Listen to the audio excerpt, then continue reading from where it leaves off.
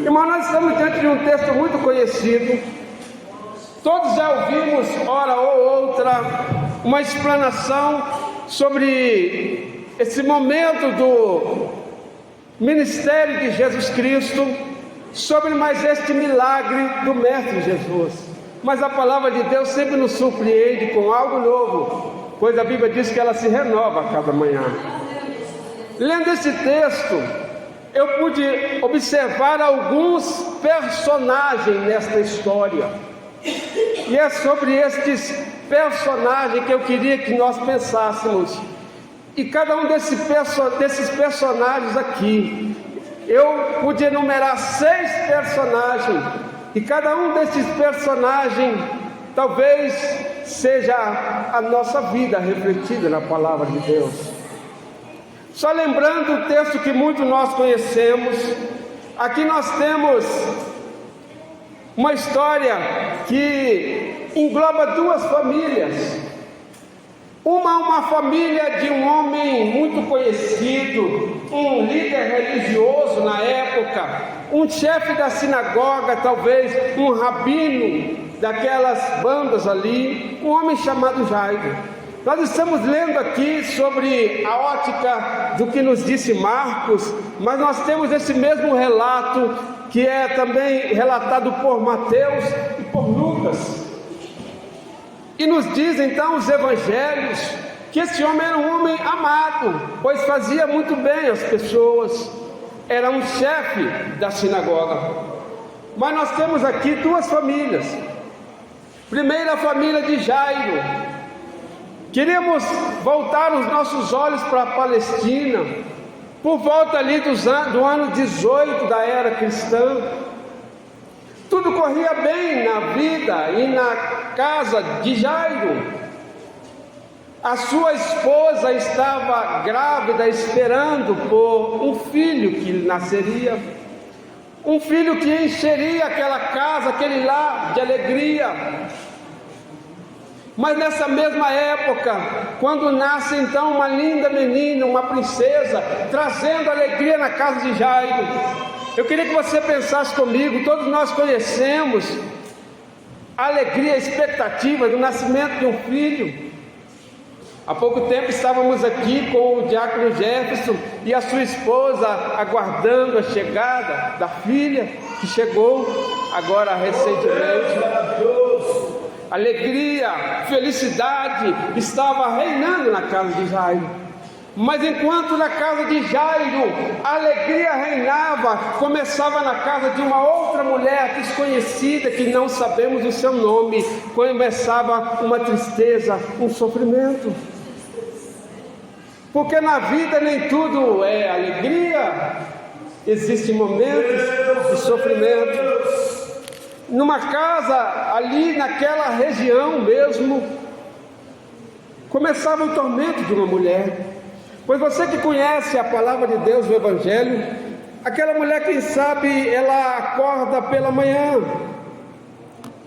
e ela percebe um sangramento. A priori tudo normal, parecia ser apenas o período da mulher. Aquela mulher, como uma boa judia, ela se recolhe para o seu momento de recolhimento. Pois quem conhece a palavra sabe que a mulher, durante esse estado, ela era recolhida. Ela se recolhia, segundo Levíticos, você pode ler na sua Bíblia, capítulo 15, versículo 19 a 24. Existe na lei de Moisés, expresso que a mulher, durante esses dias, ela não saía, ela não participava das reuniões da sinagoga, ela não se deitava com o seu marido, ela ficava recolhida durante aquele período que durava por volta de 7 dias. Talvez aquela mulher pense só mais um período, vai passar 7 dias depois, eu faço o ritual da purificação e a minha vida volta ao normal. Mas o que acontece? 7 dias se passa e aquela mulher não melhora. 15 dias, um mês, e ela vê que não melhora e alguma coisa está errado. E começa então a saga, o sofrimento desta mulher. Ela busca, segundo lemos no texto, por vários médicos, padeceu com muitos médicos. Ela vai a um médico e nada, ela vai a outro médico e nada, ela vai a outro médico e nada. 1 mês se passa, 3 meses se passa, 6 meses se passa, quando não 1 ano se passa, quando vai ver já se passa 12 anos. E existe aqui uma coincidência nesse texto, porque veja que o sofrimento dessa mulher já se passava quando ela teve um encontro com Jesus, 12 anos. E 12 anos era o que fazia de anos de vida, a filha que nasceu na casa de Jairo. 12 anos se passaram, mas quando agora 12 anos se passa, o que ninguém até então imaginava é que depois de 12 anos, aquelas duas famílias se cruzariam. A história dessas duas famílias se cruzaria em torno de um homem, de um profeta, um homem simples, da cidade de Nazaré, da região da Galileia. Um nazareno da Galileia, um homem simples, filho de carpinteiro, que pregava a palavra, que ensinava a palavra de Deus, mas que por onde passava, curava os enfermos, levantava os doentes, sarava as feridas, multiplicava o pão, dava comida a quem tinha fome. De repente a fama deste homem, deste carpinteiro, se espalha por todo lado. Existe um homem da cidade de Nazaré, um homem simples, mas por onde ele passa faz milagre. Chega-se a informação desse homem na casa do religioso, do chefe da sinagoga, Jairo. E chega também a informação sobre este homem na casa daquela mulher que já há 12 anos sofria com aquela hemorragia. Mas escuta aqui, todos ouvem, mas eu quero falar que de repente, quando tudo parecia muito bem na casa de Jairo, o infortúnio também chegou na casa de Jairo, o sofrimento também chegou na casa de Jairo, porque nem tudo é flores na vida, existem momentos de tristeza. Aquela menina alegre, sonhadora, brincalhona como qualquer criança, quem sabe de repente começa a se sentir mal e o que parecia ser apenas um mal-estar começa a piorar. Se leva aos médicos e a menina continua piorando. E vai passando de médico em médico e continua piorando, até que chega a informação na casa de Jairo que aquele carpinteiro da cidade de Nazaré passaria por ali. Ele desembarcaria ali, vindo da região de Gadara, vindo da aldeia de Gadara, aonde tinha ido expulsar um demônio de um jovem que vivia aprisionado há muitos anos por espíritos malignos, por uma legião de demônios que o atormentavam. O mestre da Galileia vem vindo de barco e ele vai desembarcar ali, e essa informação chega para as duas casas, e sai então Jairo desesperado, dizendo: este homem é a única solução para as nossas vidas agora. A nossa vida está agora nas mãos desse homem de Nazaré. Aquele homem que até então era tudo festas e alegria, agora pensa comigo o desespero deste homem, irmão. A filha está ali morrendo, a sua criança, a sua princesa está agora à beira da morte, e este homem sai desesperado atrás de Jesus. Na casa da mulher também disse: o homem vai chegar aí. E aquela mulher disse no seu coração: eu vou, e eu tenho certeza que se tão somente eu tocar na orla do seu vestido, eu vou ficar curado. Foram 12 anos e ela foi ao encontro de Jesus. Irmãos, temos que correr contra o tempo aqui. De repente Jesus desembarca, uma multidão recebe Jesus. E de repente chega o nosso primeiro personagem. No meio da multidão, Jesus ensinando a multidão, chega desesperado o pai daquela menina, e ele, daquele desespero, ele vem e se prostra diante de Jesus e diz: socorre-me, mestre, a minha filha está morrendo. E esse primeiro personagem, nós queremos chamar aqui de o necessitado. Não fosse, irmão, o infortúnio bater na casa de Jairo, talvez ele nunca procuraria Jesus. Quantos de nós não chegamos para Jesus por causa de um infortúnio que chegou na nossa casa?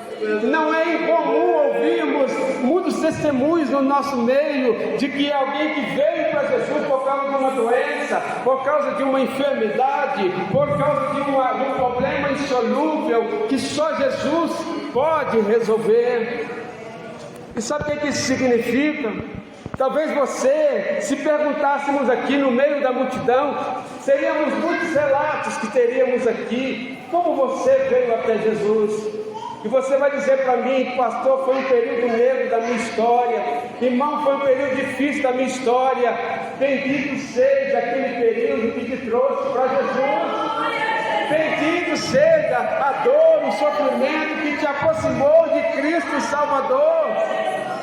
Muitas vezes chegamos para Jesus por causa de um infortúnio, e chegando a Jesus, entendemos que Jesus é o nosso Salvador, é o único caminho a Deus, é o único mediador entre Deus e os homens, é o único meio de salvação, e amamos Jesus. Mas se não fosse infortúnio, talvez jamais encontraríamos com Cristo.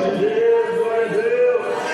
Primeiro chega Jairo, e Jairo se prostra e busca o auxílio de Jesus. E Jesus disse: eu vou dar saúde para sua filha. Jesus começa a caminhar, e a multidão está caminhando com ele. O segundo personagem é a multidão. Jesus está caminhando, a multidão está caminhando. Já caminhou no meio da multidão? Já viu que empurra, que vai, pisa no seu pé, te empurra? É isso aí. Jesus estava no meio da multidão. Está todo mundo pegando, todo mundo empurrando, todo mundo tocando, mas no meio da multidão chega a nossa terceira personagem, que estava no meio da multidão, mas não era apenas mais um no meio da multidão. Alguém que destacou no meio da multidão. Alguém que Jesus viu diferença no meio da multidão, porque não era apenas mais um no meio da multidão. E sabe o que acontece? Em meio a empurrão e esbarrão, Jesus sabe diferenciar um toque de fé. No meio de esbarrão e empurrão, Jesus sabe quem veio com propósito, quem veio com fé, quem tocou diferente. Glória a Deus. E a pergunta que fazemos aqui é: quem somos aqui hoje? Jesus sabe quem aqui hoje é multidão, e quem aqui hoje é alguém no meio da multidão. Jesus sabe, porque multidão tem muita gente. Multidão tem gente ali que apenas está ali curioso para ver se aquele homem faz mesmo milagre, se é tudo aquilo que disseram dele. Alguém que está ali onde tem muita gente, eu estou também. Mas no meio da multidão teve alguém que chegou lá e falou assim: eu vou lá, porque eu sei que se eu tocar nele eu vou ser curado. Deixa eu dizer uma coisa: sabe quem é multidão e quem não é multidão? Tem pessoas aqui, talvez, que veio aqui dizendo assim: hoje mais um dia que tem que ir na igreja, mais um domingo para ir na igreja.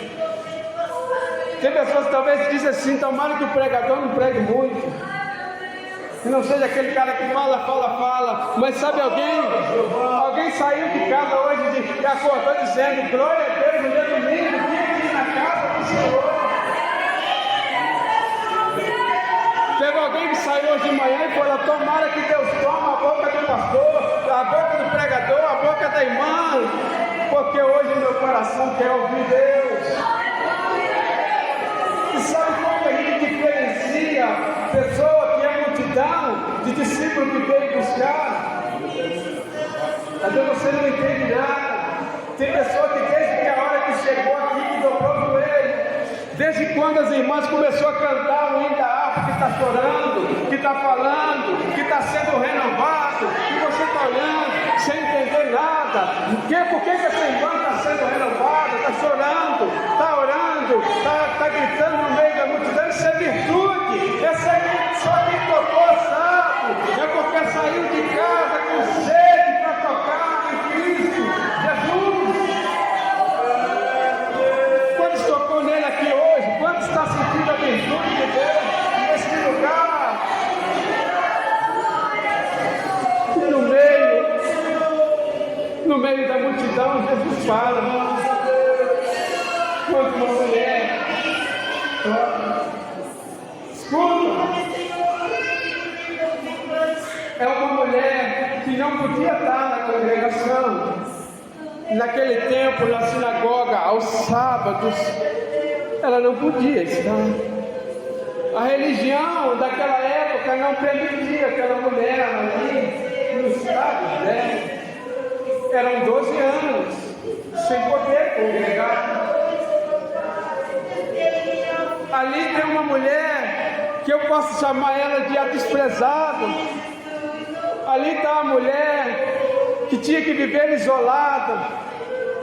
Mas deixa eu dizer para você uma coisa: o mesmo Jesus que para atender o chefe da sinagoga é o mesmo Jesus que quando os desprezados buscam com fé, quando o desvalido, quando aquele que é desprezado, quando aquele que não tem muito valor, quando aquele que está ali chega e toca no seu manto e busca o seu auxílio, porque em Cristo não há acepção de pessoa.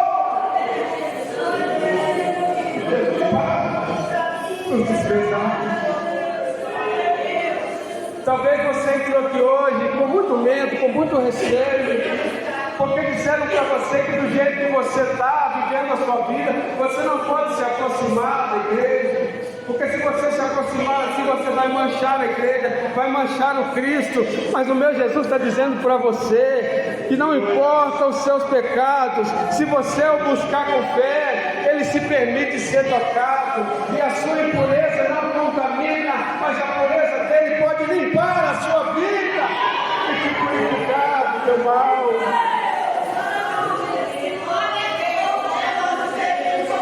Jesus para, e quando Jesus para, Jesus então pergunta quem me tocou. Pedro diz assim: está todo mundo te empurrando, todo mundo te esbarrando. Ele diz: não, alguém tocou diferente, porque saiu o poder. E Jesus está procurando. E aquela mulher se aproxima, tremendo, porque a ideia dela era chegar muda e sair calada, chegar secretamente, mesmo porque eu disse que ela não poderia estar em comunidade. Mas ela temendo, talvez com medo que qual seria a reação de Jesus, talvez com medo de ouvir assim: porque me tocou imunda, impura. Mas com muito medo ela se aproxima e ela conta para Jesus: eu vim aqui e quando eu toquei eu senti que agora o meu corpo está curado. E Jesus fala para ela assim: filha, a tua fé te salvou. Talvez você pergunte para mim: mas se ela já estava curada, por que Jesus quis ter uma conversa com essa mulher? E você sabe o que Deus fala no meu coração quando leio esse texto? Aquela mulher está escondida, está excluída. Jesus já tinha curado o seu corpo, mas agora Jesus vai curar a sua alma. O que Jesus está falando para esta mulher é: chega de se esconder. Chega de ter medo. A partir de hoje você está livre. Chega de isolamento. Agora eu estou te incluindo na minha família. A partir de hoje tu és filha. Jesus está em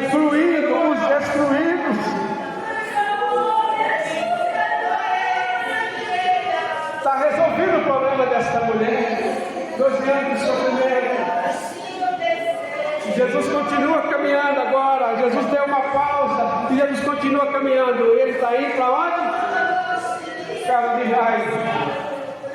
Mas quando Jesus continua a sua caminhada, nós estamos caminhando para encerrar. Vamos respeitar o tempo. Quando Jesus está caminhando para a casa de Jairo, chega o nosso quarto personagem. O primeiro, Jairo necessitado. O segundo, a multidão. O terceiro, a mulher, também necessitada, mas talvez desprezada, desvalida. Mas quando Jesus está caminhando, começa a caminhar, chega o quarto personagem na nossa história. E o quarto personagem chama-se os portadores de má notícia. Os portadores de má notícia chegou quando Jairo está buscando o seu milagre, quando Jairo está naquela busca por Jesus. Chega alguém e diz: esse Jairo não precisa mais incomodar o mestre. A tua filha já morreu. Deixa eu dizer para você, quem sabe você tem encontrado com portadores de má notícia nessa sua busca por Jesus. Meu Deus! Pessoas que têm dito para você: não adianta, Jesus não vai ouvir a tua oração. Por que você insiste em buscar pelo teu filho? Por que você insiste em buscar pelo teu marido? Deus não vai salvar ele do alto. Por que você insiste nessa busca por Jesus? Portadores de má notícia. Mas talvez você seja o portador de má notícia, mas queira Deus hoje tocar a tua boca, as palavras de encorajamento, e que você tenha uma palavra de fé para levantar o necessitado. Mas escuta, portador de má notícia não para Jesus. Jesus não está nem aí para o que dizem os portadores de má notícia. Era uma má notícia: Jairo acabou, Jairo, sua filha morreu. Jesus vira para Jairo e disse: Jairo, não Deus, crê somente. Se você for aqui com a sua fé abatida, triste, cabisbaixo, por causa de má notícia, Jesus está falando para você: não tem outra notícia, crê somente. Continua crendo. E o portador de má notícia não para Jesus. Jesus continua caminhando. Jesus continua caminhando. Jesus vai. Jesus chega na casa de Jairo. Na casa de Jairo está um alvoroço. Aleluia.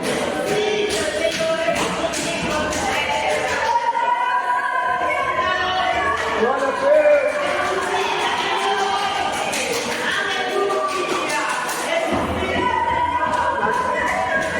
Glória a Deus. Na casa de Jairo está todo mundo chorando. Jesus chega lá e fala: por que você está chorando aí? A menina não está morta não, ela está dormindo. E sabe o que acontece quando Jesus fala ela está dormindo? Eles riem dele, eles zombam dele. E aqui o nosso time de personagens incrédulos que não creem. E nós temos muitos deles aí hoje. Não creem que Jesus continua ressuscitando. Não creem que Jesus continua Deus, ele faz milagres ainda hoje. E os incrédulos que zombam da sua fé, quando você fala: Jesus me prometeu, vai cumprir, deixa de ser sonhador louco, para de viajar nas ideias, isso nunca vai acontecer na sua vida. E você diz assim: mas foi Jesus que me prometeu. Os que zombam do seu sonho, os que zombam da sua fé, os que criticam, eles também zombaram de Jesus. Só que incrédulo não vê nada. Jesus pede ele para sair: sai, você não crê, não sai. E Jesus chama os seus discípulos, Pai e amando. Que personagens incrédulos foram para fora. Mas o sexto e último personagem, Jesus chega lá no quarto. Está uma menina deitada.